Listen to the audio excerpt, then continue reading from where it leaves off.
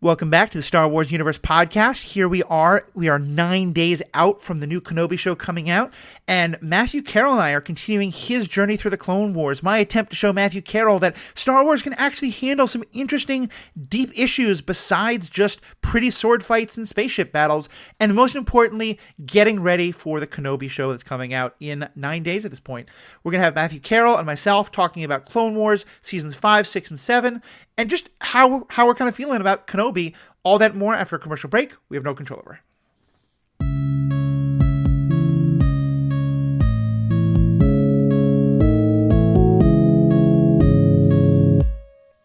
Welcome back. I'm Matthew Fox. I'm your host. I use they, them pronouns. I'm Matthew Carroll. Matt, so good to have you back with us one more time to talk about Kenobi.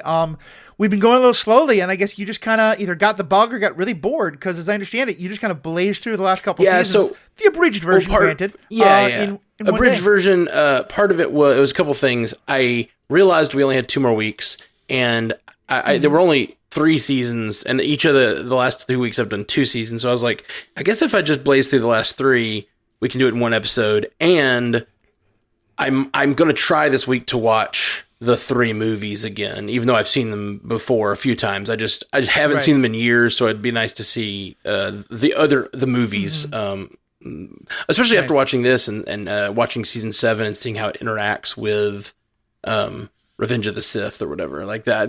I'd like to see that all kind of play out. That supercut sounds pretty fun. Apparently, there's a supercut. It's like 4.5 hours long where they intercut all the Ahsoka storyline into the Revenge of the Sith. That sounds fun. That sounds really cool. For me, the prequels got a lot better with this show, especially the 3rd one, but also even to some extent the 2nd one, because I feel like I just having gotten to see Anakin's kind of slow decline over the course of the show, getting to see more of his relationship with the Chancellor, with Padme, all of that. So I'll be very curious to. Granted, you haven't seen the whole thing; you've seen the abridged versions, but I'll be very curious to hear what are your thoughts on the 3rd movie, having seen this now. And let me just kind of start with, so overall, kind of what's your overall? You've now seen the abridged, the Clone Wars. Kind of what's your overall thought on the show? Yeah, I like it. I do think that for Star Wars, there are some moments that are like a little more complicated, and at least really question the Jedi Order in a way that I feel like the movies are scared to almost. And I kind of get it. Like, Star Trek has this problem where, like, whenever you make a Star Trek, you're either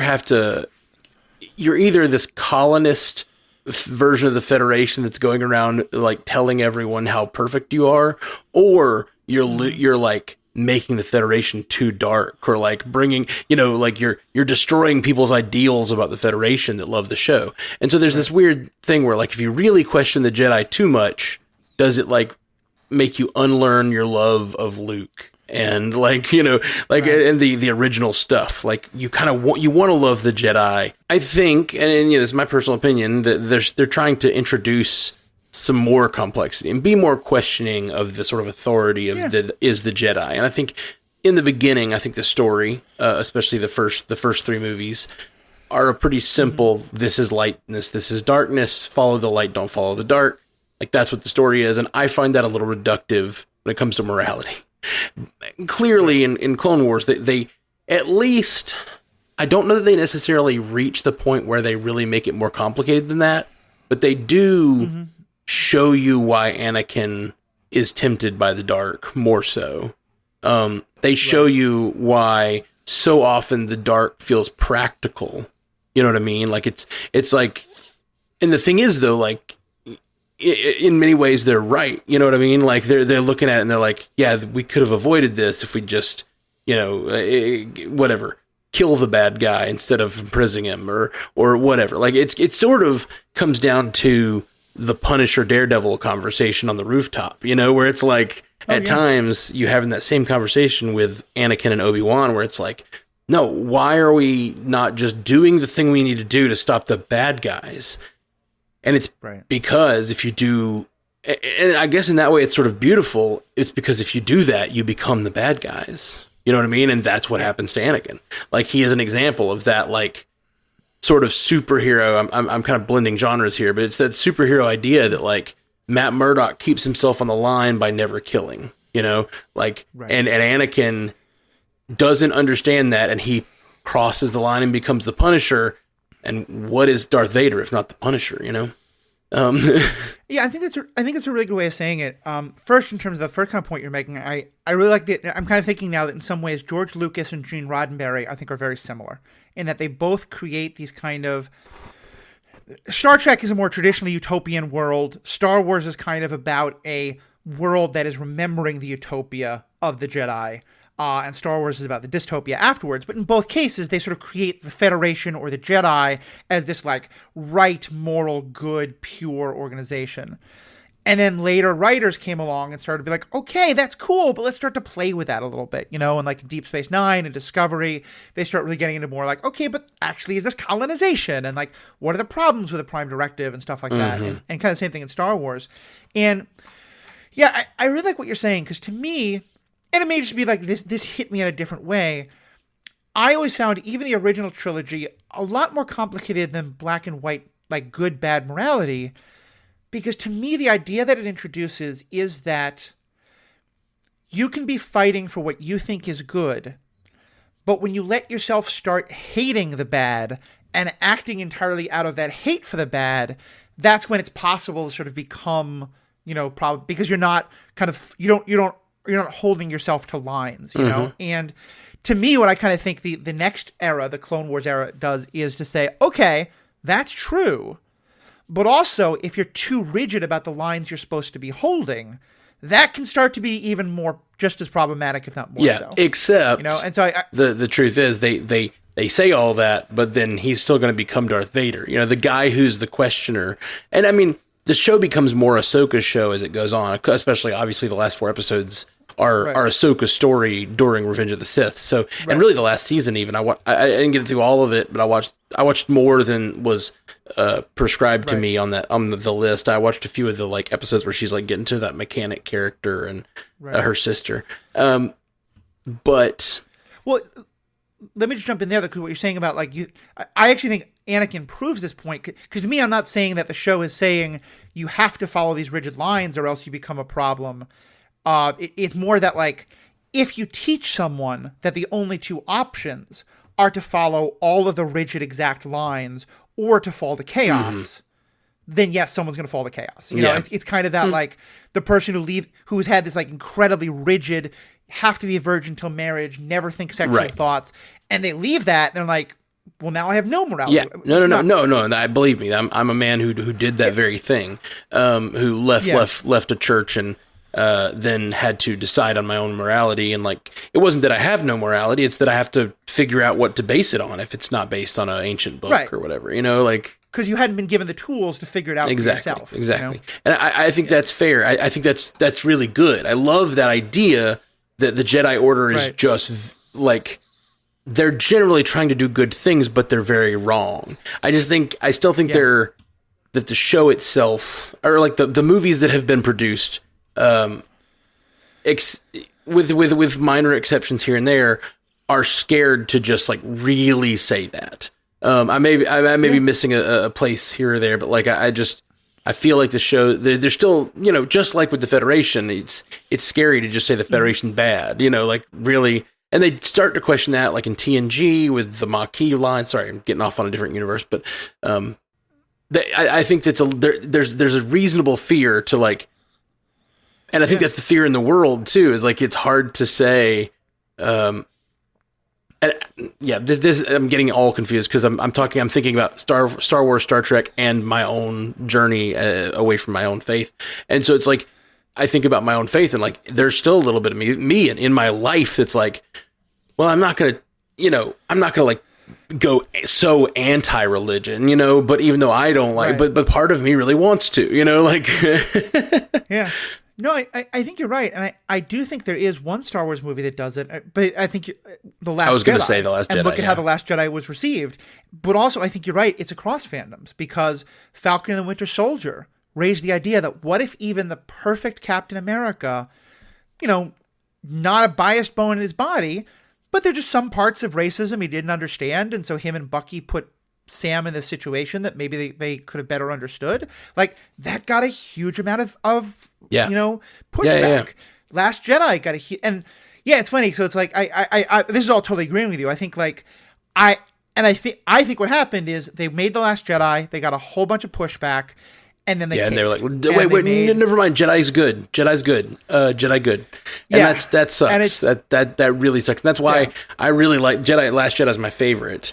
I love the revelation that Rey is nobody. Like, I just think that is so perfect. And I like, especially where I was in my sort of journey of leaving behind, like, sort of the way that I'd been raised and the things that I'd been taught. I love Kylo Ren in that movie where he's the bad guy. Clearly he's got some work to do, but I love that he's just like, no, let's just like give up the past. Like, the past doesn't matter. Like, we build our own thing, you know?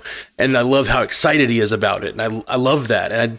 But then in the end, he's just, you know, he's a Solo and she's a Sidious or whatever. And like, they're just, it's just reprisal of the same old story. Yeah. And like, I think that's the, and like, yeah, like, this isn't just about like how much you like Star Wars or not. I'm really glad you're looking at it. And I think, like you said, there's a lot of complexity there you're seeing. It's not in some ways the story for you, and I think Star Trek approaches these things in a very different kind of way that puts the stories more front and center. But I think you're right. I'll be the first one to say, I think one of the things that makes Star Wars hard to understand is that it's this back and forth, you know, of there isn't one. Star Wars doesn't have a Kevin Feige. It has Dave Filoni now, but it certainly didn't for a long time. And so you would have, like, you know, this show pushing forward in some ways, but the movie's not quite going there. And then one movie going there and not. And it's interesting now because a lot of the Star Wars novels are really pushing things forward in some great ways. You know, but then you get into a whole series of questions about accessibility and who's getting to see which parts of the story and stuff like that. And I think I love the idea that you're saying. I love the idea that, like, the problem is the binary of these two things. And, you know, the fact that if you fall away from this, you're just now a bad guy. And then people sort of, there's this sort of self-fulfilling prophecy to that pushes people in that direction. If they can't live up to every little thing, they're just going to go be, you know, dark side, because at least there's power, you know? And I just, there's just so many little sort of allegories. And I feel like Star Wars is sort of this sort of broken allegory that they just haven't really filled in for me yet. And most of the stuff that I really enjoyed from Clone Wars is the stuff that exists sort of outside of that binary. And I'm realizing it now that, you know, in that language, but like, I really like all the Ahsoka stuff. I liked the Night Sister stuff and I liked the Maul stuff. Although I love the part where Darth Maul comes up in the criminal organizations. I thought that was like so much fun. When he's not Maul anymore, he's not a Sith. Like, there's even that one scene where they're like, "Yes, we're gonna take over and be criminal master." It's like they're just sort of like, "What are we gonna do? Let's be crime lords." Let's do it. It's so much fun. And that's the thing, like when Darth Sidious comes in and says, like, "No, now you've become my rival," and there's that. What I think is the best fight sequence in the entirety of Star Wars, maybe, but definitely in for me, the entirety of Clone Wars. I think the fight between Darth Sidious and Maul and his brother, like going at it, is so good. Like the Force lightning and just the way it's shot. It's just the fight scenes got better and better as the show went on, and there's a certain point where the fight scenes are just completely amazing. I think they're good from the beginning, but they're just absolutely amazing. And there's a lot going on there, but I love the idea that, like, there's more to the Star Wars universe than the Jedi and the Sith, which I don't think you really get from the movies. And I still think that you don't get a good sense of it, even in this, that there's anyone in the middle, like the gray Jedi idea. I still feel like you're not getting there. Or a gray Force user, I guess is a better way to say it, even though I know gray Jedi is common. Like Ahsoka is starting to definitely be that. And I think that's where I'm excited for her show. Yeah. Did you see the episode where Ahsoka and Ventress have to work together? Yeah. After that's one of my favorite, and I will say I think that's a great lost opportunity, because I think a TV show because this is when, for those who haven't seen it, Ahsoka has been kicked out of the Jedi, and then they kind of try to bring her back when they realize she was framed, but she's like, "Nah, I see what you're all about. Peace, I'm gone." And Ventress has left the Sith, again, because Dooku tried to kill her on Sidious's orders. And she's now been through a lot of things where she's like, she's not good necessarily, but she's not quite so much on the dark side as she used to be. And she has some compassion now, and she's willing to help people. And so Ventress and Ahsoka have to work together. And it is, I think, my favorite buddy cop show that I've ever seen. And I think they're going to be such a great chance to explore kind of what you're talking about the two of them who each were at the extremes and each have seen the problem of the extremes, kind of seeing like how can they find the middle together. Well, and I do really like that episode. But even more than that for me, talking about Ventress being a more morally gray character, because up until now she's been embracing the dark side, wanting to be the darkness, and then she gets sort of like Ahsoka, she gets excommunicated. Dooku tries to kill her, and then she ends up going back to the Night Sisters, and are they called the Night Sisters? I think that's what you called them, right? Yeah, it's another site. It is the Night Sisters, and their leader's mother. Okay, tells them. And they have that whole arc, which was very, very cool. But it's still, those guys are bad guys. Like I hear that like they're not Sith, but they're still like just really morally bankrupt people. And I think like they've just gotten to the point where they do seem like something happened where the Sith came in, and it's sort of like a colonial idea. But they've gone so far into the edge of like whatever hatred they have, that they are like full on embracing the darkness and embrace it. Like when Ventress kills a number of that, not Darth Maul, but his brother, Oppress. Savage Oppressed is the but we learned that their people are called the Zobreks. Okay. She kills a bunch of Zobreks, like just over and over, these male Zobreks that she's like trained, like, and she kills Savage Oppress's brother for no reason. Actually, no, she has him kill him, which like that's just sadistic. Like there's nothing, you said to watch those, like you need to see some more gray stuff, and I watched those and I was like, these are not gray characters, these are bad characters. It's interesting, and it's like, it's classic villainy stuff to watch the two have episodes. And like, how cool is it that they have this Clone Wars show where you can watch the episodes where these different factions of the villains are just going at it, and there's not even a good guy among them. Like, it was really fun. Yeah. But they're still very bad. Like, I have no like illusions that the Night Sisters or any of that clan are like, some ascendant positive force. They're still out there just like being sadistic. I'd agree. I think that, to me, they are very much on the dark side of the Force. I think the thing is that they're perfectly content to just live on their own world, do their own thing. They're not trying to like take over Sure. the way that the Sith are and stuff like that. But yeah, no, for sure, they're not good guys. They have a like. There are things that, because one of the things is that all the male Zobreks who get killed volunteer to be part of this contest to, sort of see that the mighty survive. And yeah, it is sadistic, it is brutal, it's not good in any way whatsoever. Yeah. But it's also just like that's their world. Yeah, I get that. I just find that, and I know that they're like living on their own. They got their own culture, as dark and weird as it is, and as brutal as it is. That's their thing. And maybe my Star Trek self should stop questioning their culture and Prime Directive and all that stuff. But like I just don't find them to be characters that I'm like watching and going like, oh, I hope these guys make it. If these guys die, it's probably a positive. Like, they're also bad for the universe, bad for even their own people. There's just a lot of and to be good, I'm not trying to pull a moral relativism. We can't judge that. Like, no, they're bad people. They're on the dark side. Yeah. Absolutely, I agree with that. So still, I guess like I watched those and I was like hoping for more grayness, and it still was like very binary in my mind. But that's fair.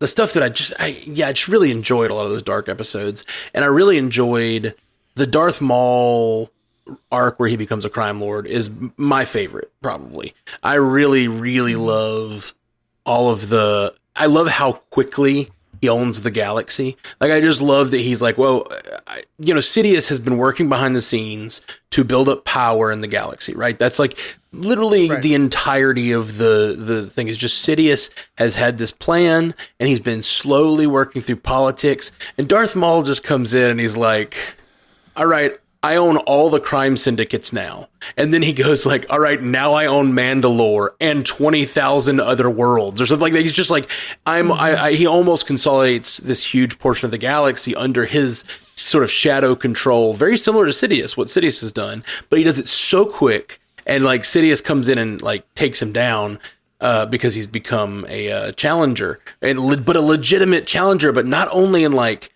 I have a Sith apprentice or I have a dark side apprentice and I have power in the Force, but he has in like a week done what it took decades for Sidious to do. And I just love that. I just love it so much. Yeah. And it makes me love Darth Maul because he's not only a good fighter, as we saw in Phantom Menace, but we see he's like kind of a strategic genius and just like bold as hell and just like goes in and just does it. And I love those episodes. Things are super badass. Yeah, I think Maul is one of the characters who gets best developed, and it's funny because he also clearly develops a very strong, like he still has this fascination and like obsession with Obi-Wan Kenobi.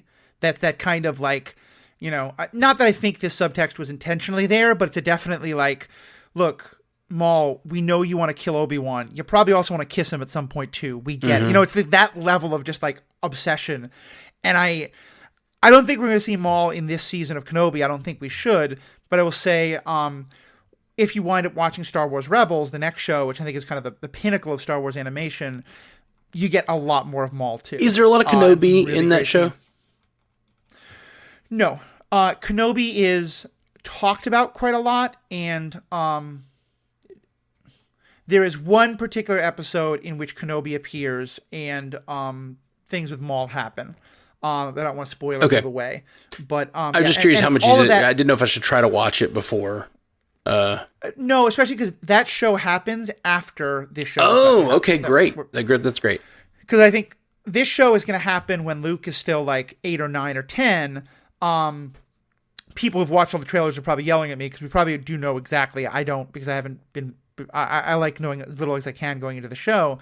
But Star Wars Rebels happens, like, the last episode of Star Wars Rebels happens probably, like, a day before Rogue One. Like, it's that close to... Most of Star Wars Rebels happens in the 3 years or so. It's when, like, Luke would be, like, 16 to 20. Okay, so Star Wars Rebels is right before. Probably leads into Rogue One, kind of. Gotcha. Yeah. Definitely. And a lot of it's about the foundation of the, like, a lot of those characters who in Rogue One are kind of like putting the rebellion together.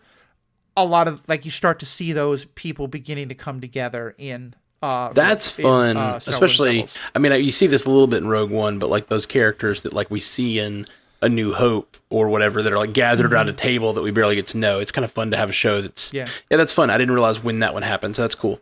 I didn't know if it's something I should try to watch, but there's no way I can watch that one too. I don't think you don't watch it for Kenobi. Give yourself a Star Wars break after Kenobi, but at some point I think you really should watch it because it's just a very well done show, but also one of the main characters is a person who was a Jedi, who was like a 10-year-old Padawan when Order 66 happened. Yeah, I've heard that. And so, like, yes, he is a Jedi, and he has basically a wife. Yeah. And he has massive attachments. And it's, in that regard, there's a lot of grayness that's introduced and played with. Cool. In really Very fun cool. ways. Very cool. Yeah. But going back to this, what other things stood out to you about some of the arcs you watched?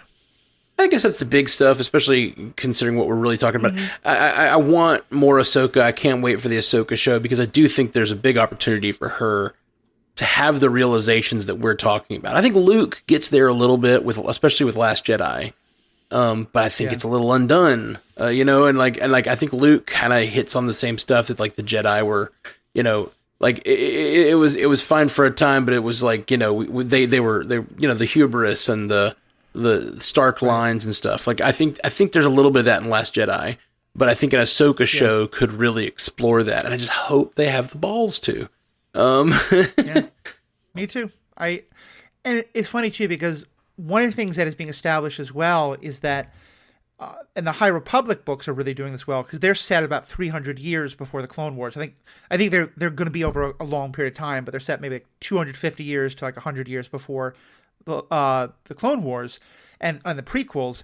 One of the things they're establishing is that the the Clone Wars era of the Jedi being so very, very rigid about the rules, and here the church connection is very strong. It's kind of like how the modern evangelical movement like has not always been there. You know, biblical fundamentalism didn't start until Charles Darwin and a lot of the scientific advances and stuff like that. And one of the things that those High Republic books are about is that there was a time when, a lot of Jedi played doctor with each other as Padawans and kind of had some young love and sexual explorations, and something happened during that time to make them much stricter about the rules and much more binary about the rules as they are by the time of the Clone Wars. And so I think that's another further exploration of like, now not only are the Jedi not that great, but this wasn't the way they were over the last 2,000 years. So thinking about all this in the terms, I think there's a real opportunity here, because I don't think a lot of this was really meant when those original movies came out. Like, I don't feel like when I watch those original Star Wars,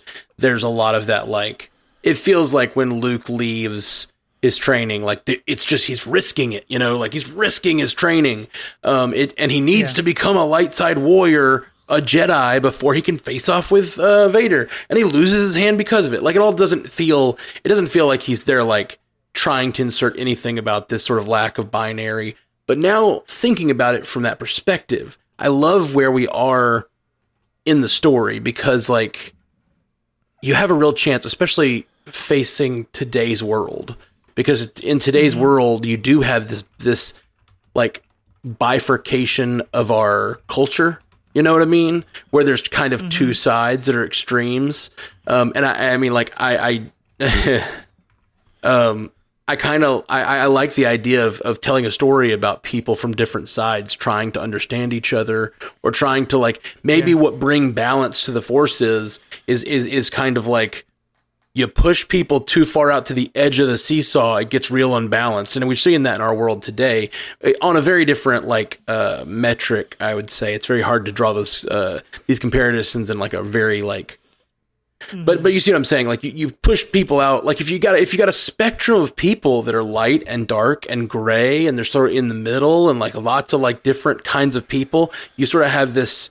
There's a stability to the seesaw. But in Jedi Sith days, it's just they're out at the edges and it's wobbly, you know. And I wonder if that could tie into the idea of bringing balance to the Force, and why Darth Vader needed to destroy everything. I don't know if the Kenobi show will be what explores that, but I definitely think I think that is a topic we'll be getting more into. And certainly, I think, you know, because one of the last things that Kenobi says at the end of Revenge of the Sith is, you know, you were supposed to bring balance to the Force. You were supposed to destroy the Sith, not join them. And I imagine that an awful lot of the show is going to be Kenobi kind of coming to terms with everything that happened. And, you know, in part because like he's fun in the Clone Wars. He's sassy. He's got a snappy comeback all the time. That's not who he is when Alec Guinness is playing him in the original movies. And so I imagine a lot of this show was going to be about, you know, kind of his internal monologue, or maybe it's talking to Qui-Gon, or maybe it's talking to Anakin in his head, or we don't know. But yeah, that way of him exploring, like, yeah, what happened? What was the prophecy? How did this all go wrong? Yeah, that'd be really cool. I did want to bring up one other episode. Sorry, or I don't know if you want to get some more. Yeah, go for it. There's one other episode that I really wanted to mention, and you're talking about Ventress and her, you know, being gray. The episode that really brought that forth for me was when Ventress did her Mandalorian thing. She did the Mandalorian episode 1, where she had a job and she had to be a courier for something, and then opens it and realizes it's a child, and then decides to turn against the people who sent her to do the job. That is very much, it's the plot of the first episode of Mandalorian, but like that's very much her showing that she has lines, you know, she talks to, she was sort of brought into this war when she was a child, and she sees this child being brought against its will, and really like it turns her to, she says, you don't know what it's like to be, you know, to have this happen to you. And she's like, I would actually. And then she turns and like fights for good, like straight up, just as it does the good guy turn. And I loved that. Great episode, but never interacts again. Well, I haven't seen a few of the episodes in season 7, but doesn't really interact much after that with our heroes, as it were. She's not in that last Mandalorian arc. So I'm curious where she is and what's going on with Ventress. Yeah, I would love it if, like, for example, in the Ahsoka show, we got some flashbacks to when young Ahsoka and Ventress were working together or something like that.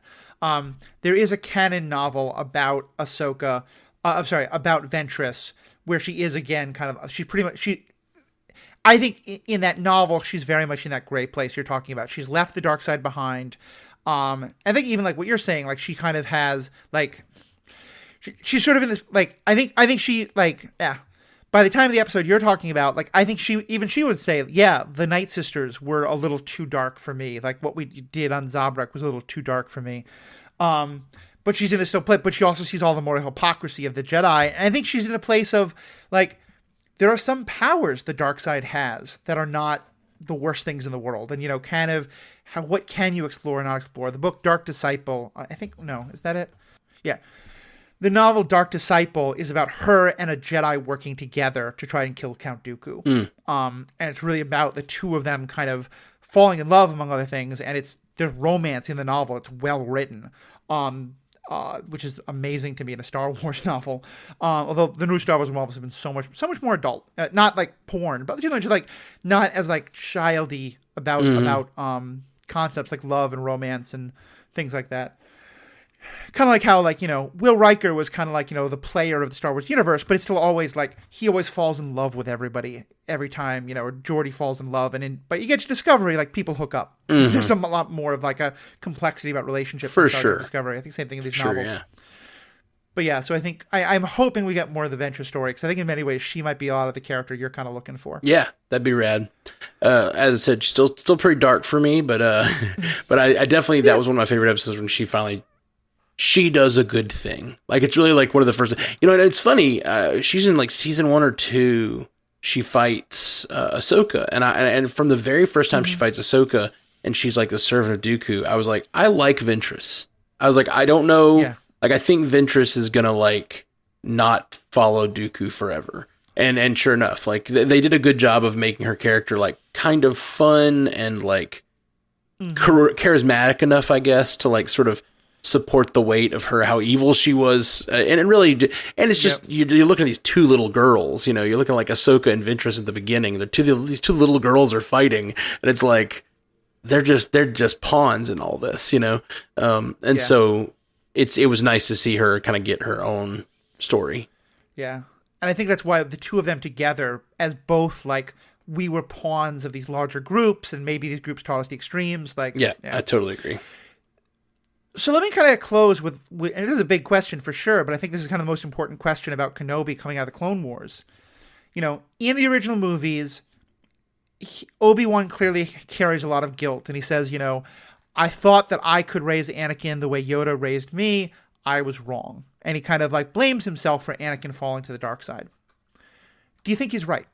Having now seen so much more of Kenobi trying to train Anakin and what happens with Anakin and Padme and all this kind of stuff, do you think, how much responsibility do you think Obi-Wan should have for what happens to Anakin? You can never fully blame someone for someone's adult actions, you know? Like, you can never fully blame anyone for their child's actions, but he definitely, like, did not do the best job. There's definitely, like, moments of real issues in sort of his, I mean, for lack of a better word, parenting of like, he just never gave. It's weird because the things that I see are that he didn't really ever give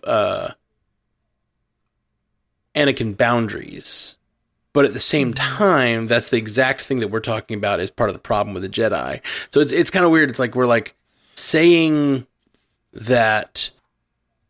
Like, I think it's very clear from throughout that Anakin keeps making decisions that are not okay, and right. Or at least they're against the rules. You know what I mean? So it's kind of like he should have either enforced the rules or helped him understand the rules weren't the only way to live. Because he just walks this line in the middle where he's like, "These are rules, Anakin. Also, every time you break them, there will be no consequences." And you know, from the whole story, he's just constantly, and Ahsoka does the same thing. And Ahsoka and Anakin together, like in the end, they're like both talking about how they like break the rules all the time. I also really loved the final shot of Clone Wars is Anakin picking up, as Darth Vader picking up Ahsoka's lightsaber. I really hope that we get to have some sort of possible interaction with them in the future, but I don't know that would ever be possible, but it'd be cool. Star Wars. Oh, yeah? Great. You will be very, very sad. Yeah. And I think what is my favorite 20 minutes in all of Star Wars. Oh, nice. And it's at the end of season 2 also.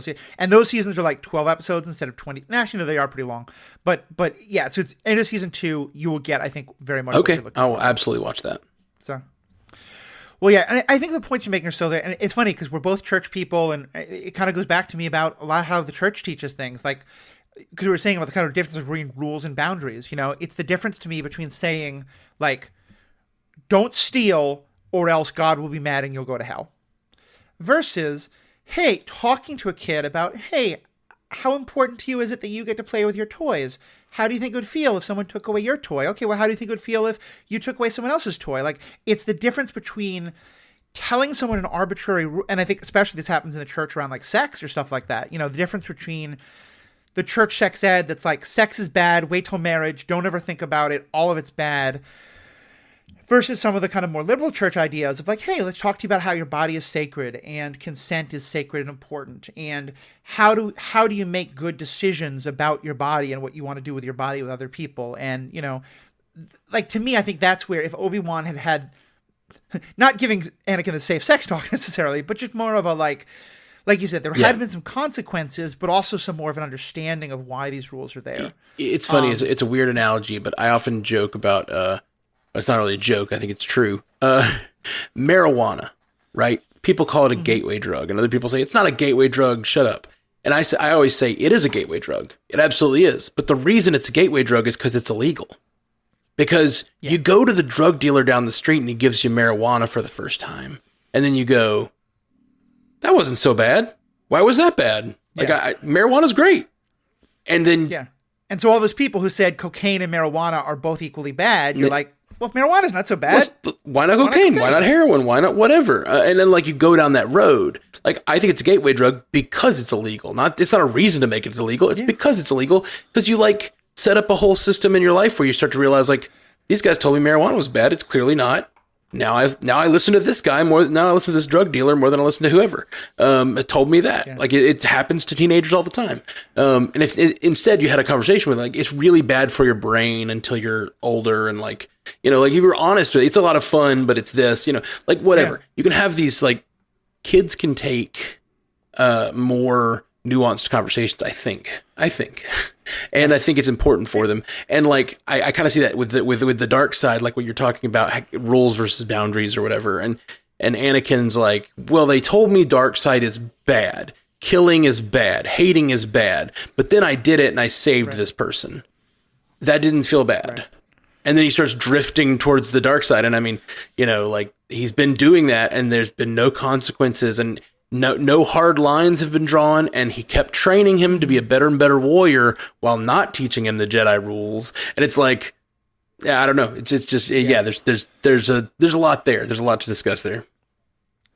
I think you're so right. And I think, kind of, for me at least, what Clone Wars helps me see is how much what Palpatine did in creating this war in which the Jedis have to be generals also exacerbated all that. Because you think about the scenes where, like, a lot of the times where Obi-Wan is saying no is when what Anakin wants to do is, like, go save Ahsoka. Yep. When she and Barriss are trapped, or just the whole contradiction of, we are peacekeepers who are generals of a war. Yeah.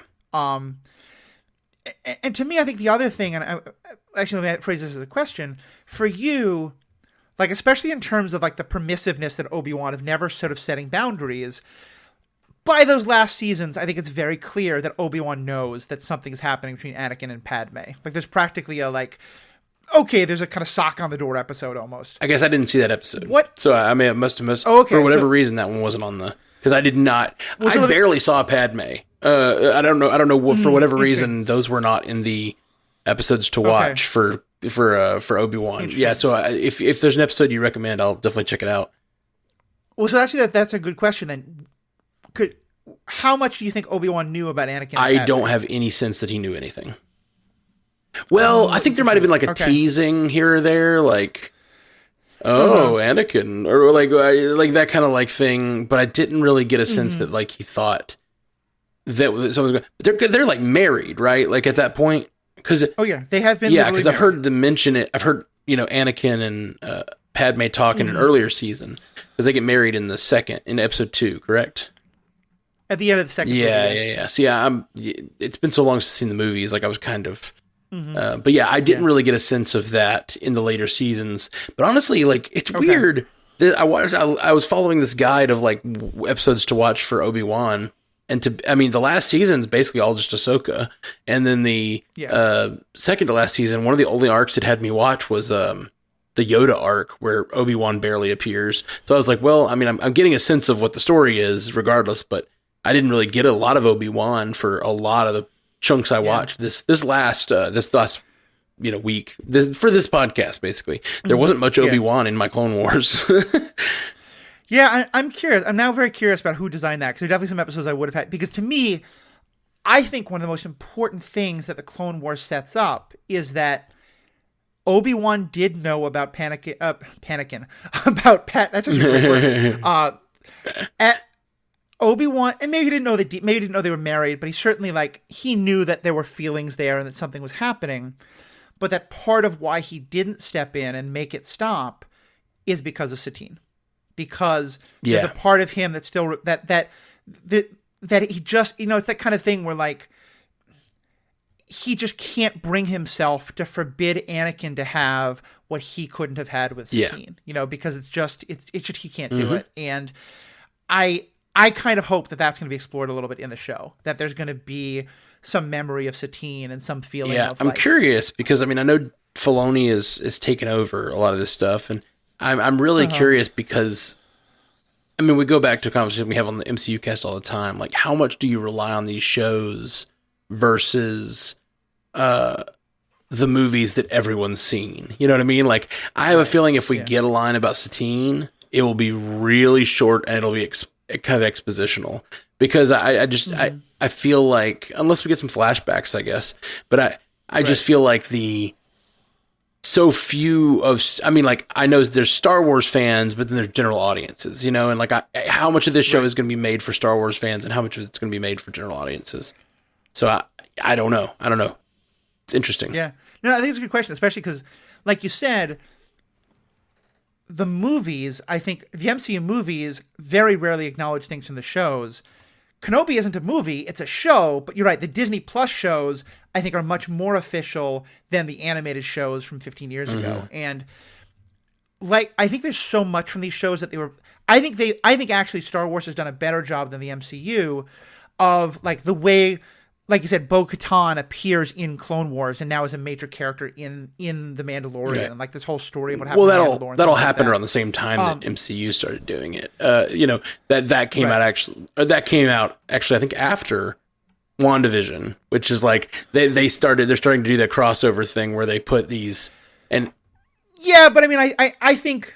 And maybe it's in part because I was such a big fan of the Netflix shows and stuff like that. There's a lot of stuff in the movies that I feel like I wish there was more of the MCU shows. Oh yeah, that's what I mean. They started doing it. Basically, they started doing it at the same time. Star Wars and the MCU both around this last year, basically last 2 years maybe. They've started saying it's all really connected, and we're really going to work to make it connected. So all that stuff that was prior to that was literally a different production company and all the Netflix shows, but.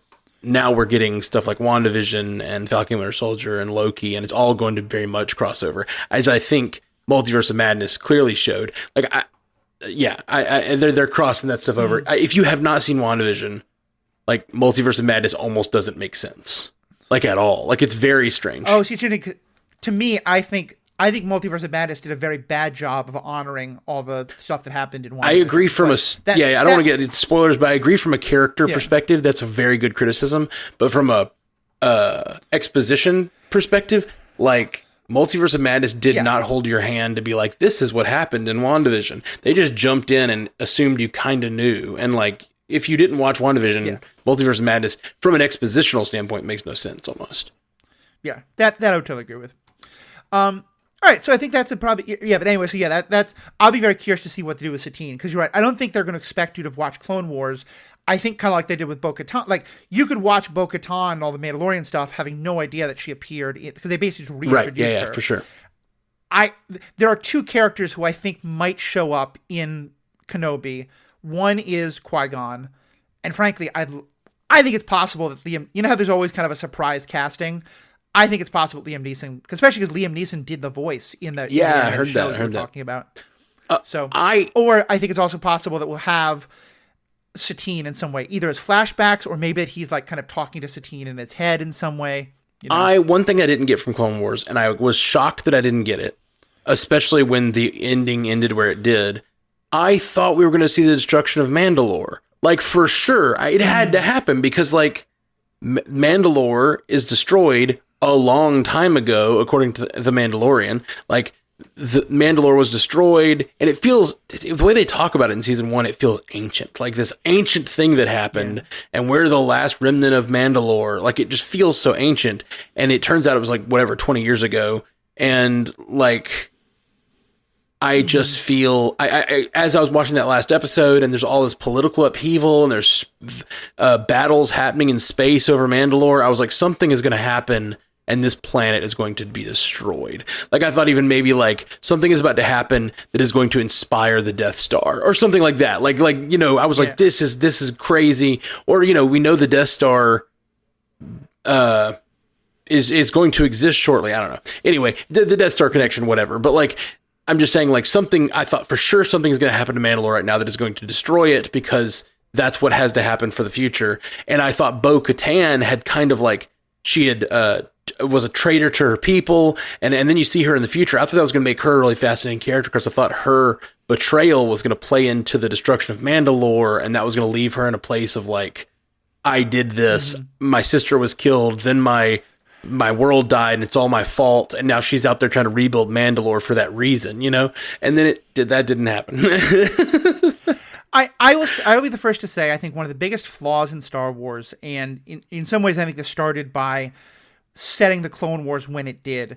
And Jeff and I, your co-host Jeff, and I did a really great discussion of this when we did our coverage of the original prequel movies on the Star Wars universe on this podcast. But, like, if you think about how many things seem to have happened in the 20 years or so between the Clone Wars and the new movies. The Jedi went from being like a thing everyone knew about all the time to being this ancient religion that Vader is the only practitioner of anymore. Like, those officers who say that to Vader would have served with Jedi during the Clone Wars. We saw them serve with Jedi. You know, like, what the hell? Exactly. You know, the Mandalore story, we know from some episodes later of Mandalore and Boba Fett that it happened sometime during the Empire, the destruction of Mandalore. But yeah, I fully agree, it's talked about as ancient. But if nothing else, look at the pictures of Ewan McGregor as Obi-Wan, and then look at pictures of Alec Guinness as Obi-Wan 15 years later. Because he looks like he's aged 40 years. It's pretty bonkers that there's not more time between those things. And again, they do it again, too. Because Vader is like ruler of the galaxy, and then they cut to Han Solo 20 years later telling everybody, it's all real, kids. It's just like, what's going on? Like, why is everyone a goldfish in the Star Wars universe? Also, go ahead. Particularly if the Force exists outside of the Jedi and the Sith, which is I think I said this earlier, but that's my most interesting episode. There's like other things that are going on. Force sensitive people using these powers, Maul, Ventress, Ahsoka. That's the most interesting stuff in Clone Wars for me. And like, and I think they know that because the show starts to lean more heavily on that as the show goes on, because it's telling these stories in pockets of the universe where you've got this binary that kind of doesn't make any sense and is led to failure, and you got all this cool stuff going on the outside of these two forces. And it turns out the Force is not the light side and the dark side. The Force is the Force, and these guys have just built up two religions around their versions of the Force. And like, I'm a little Kylo here. I just want to see it all fall down. Yeah. I'm Star Wars Rebels, I think, will be the show that you Cool. really love. And I'm just going to say right now, I think the Bendu is going to be one of your favorite characters. The Bendu. And you have no idea what I'm talking about, and you'll get All it right, there, though. I dig it. Well, all right. Well, I appreciate you coming on because you don't have much time because you are spending a lot of time podcasting these days. Talk to us about what you're doing over on Stranded Panda Network. Doing all the things. We got obviously the Marvel Cinematic Universe podcast is my first podcast home. Like we're over there. We're talking about Multiverse of Madness and Moon Knight. We just did our fantasy hero draft update or hero league update where we're doing fantasy football, but for Marvel characters. It's been a lot of fun. And then, over on Pandavision, me and you were talking about the Orville, and we'll be talking about The Boys in a few weeks. So we got that going on. The Star Trek Universe podcast and Bingers Assemble is talking about Jurassic Park. So we've got 4 different series running concurrently right now that we're all just like boom, boom, boom, boom, boom. Lots of episodes coming out. So whatever you like, we got it. This is going to be the summer of content. I was joking before we talked about Orville that I don't know if I'm going to see The Sun in June because like Kenobi's coming out, Kenobi's coming out, Ms. Marvel is coming out, The Boys is coming out, Orville is coming out, some new movies are going to come out. Like there's just going to be so much going on. My network, the Ethical Panda, obviously kind of an offshoot of Stranded Panda, and we're part of it, kind of a sub network. But if you go to theethicalpanda.com, that's where you'll find all the podcasts I'm doing. This podcast, Superhero Ethics Podcast, some stuff I'm doing with Next Reel, some stuff I'm doing with Matt about the Orville. All that's a lot of fun. But most importantly there, you'll find all the ways to contact us. What do you think about Kenobi? What do you think about, are you someone who maybe is just kind of not really a Star Wars guy, but are you someone who's not really a Star Wars person, but you kind of came along because Matt came along? I'd love to hear your thoughts. Have we gotten you interested in the Clone Wars? Does it make you think, nah, I'm going to go back to Star Trek because that's what I love? It's not a binary, though, folks. You don't have to love Star Trek or love Star Wars. It turns out that someone once joked, they're talking about the Star Wars versus Star Trek, that, in both fandoms, one of the things that makes you a real Star Trek fan or a real Star Wars fan is what parts of the canon do you not like? Because I don't think I've met many Star Trek fans who love every Star Trek movie, for example. And you and Dave, I know, do a great job with the love, but there's a lot of people who will say negative things about all of it. The point is not there's toxicity, not getting into any of that, but just, would love to know, what do you think about Clone Wars? What's your thought? How are you feeling about Kenobi? Let us know. Email, Facebook, Twitter, all of it's on the Ethical Panda. We're also now live casting some of these episodes, and you can find all those on zenmadband.com. Paul, our regular co-host, is doing a great job doing edits of those, putting them up there. I'm going to start putting some smaller things up on TikTok, on theethicalpanda.com. Check all that out. So on behalf of myself, Matt, thank you all so much for being a great audience, and have a good day.